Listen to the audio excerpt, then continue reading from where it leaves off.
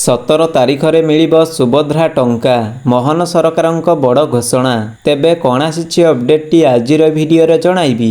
ତା ପୂର୍ବରୁ ଭିଡ଼ିଓଟିକୁ ଶେଷ ପର୍ଯ୍ୟନ୍ତ ଦେଖନ୍ତୁ ଏବଂ ଭିଡ଼ିଓଟି ଗୋଟିଏ ଲାଇକ୍ କରି ଚ୍ୟାନେଲଟିକୁ ସବସ୍କ୍ରାଇବ୍ କରିଦିଅନ୍ତୁ ଏବଂ ପାଖରେ ଥିବା ବେଲ୍ ଆଇକନକୁ ଦବାଇ ଅଲ୍ ନୋଟିଫିକେସନ୍ ଉପରେ ଅନ୍ କରି ରଖନ୍ତୁ, ଯାହାଦ୍ୱାରା ଆପଣ ମୋ ଚ୍ୟାନେଲର ପ୍ରତ୍ୟେକ ଲାଟେଷ୍ଟ ଭିଡ଼ିଓ ସର୍ବପ୍ରଥମେ ଦେଖିପାରିବେ।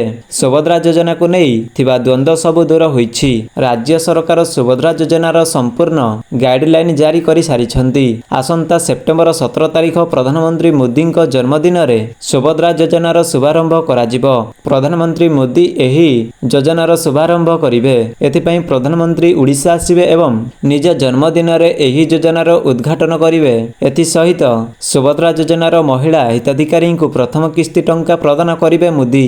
ହିତାଧିକାରୀଙ୍କ ଆକାଉଣ୍ଟକୁ ପ୍ରଥମ କିସ୍ତି ବାବଦ 5,000 ଟଙ୍କା ପ୍ରଦାନ କରାଯିବ। ପ୍ରତିବର୍ଷ 2ଟି କିସ୍ତିରେ ହିତାଧିକାରୀଙ୍କୁ 10,000 ଟଙ୍କା ପ୍ରଦାନ କରାଯିବ। ରାକ୍ଷୀ ପୂର୍ଣ୍ଣିମା ଏବଂ ଆନ୍ତର୍ଜାତୀୟ ମହିଳା ଦିବସରେ ଏହି ଟଙ୍କା ହିତାଧିକାରୀଙ୍କ ଆକାଉଣ୍ଟକୁ ପଠାଯିବ।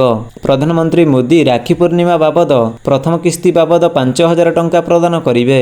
ଏନେଇ ଆଜି ବିଧାନସଭାରେ ସବିଶେଷ ତଥ୍ୟ ରଖିଥିଲେ ମହିଳା ଓ ଶିଶୁ ବିକାଶ ମନ୍ତ୍ରୀ ତଥା ଉପମୁଖ୍ୟମନ୍ତ୍ରୀ ପ୍ରଭାତୀ ପରିଡ଼ା।